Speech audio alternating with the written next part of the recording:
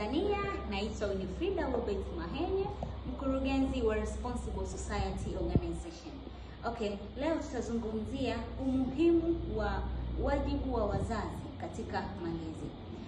Kwenye jamii zetu sasa hivi kuna wimbi kubwa la watoto ambao wamekosa maadili. Hivyo basi naomba leo nizungumze na wazazi. Kama wewe ni mzazi, endelea kuchukua muda wako kusikiliza kwa makini.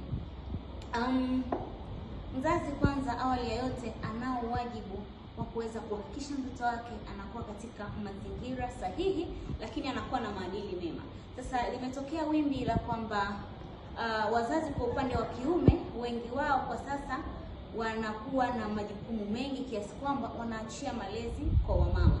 Sasa kinachosikitisha zaidi, wamama nao pia kwa sasa wamekuwa busy sana na shughuli za kuingiza uchumi au kuingiza fedha katika familia kuliko swala la malezi. Ndio maana leo tunaona watoto wengi wanajiingiza katika masuala mbalimbali ambayo kinyume kabisa na maadili. Mfano, mambo ya ushoga, vitendo vya kukua na tabia mbaya, matusi, lakini pia vitendo mbalimbali ambavyo vinaenda kinyume na maadili yetu kabisa, ikiwemo kuzoea lugha za matusi, fedheha pamoja na kejeli ambazo kimsingi si hasili yetu sisi kama Watanzania au sisi kama Waafrika.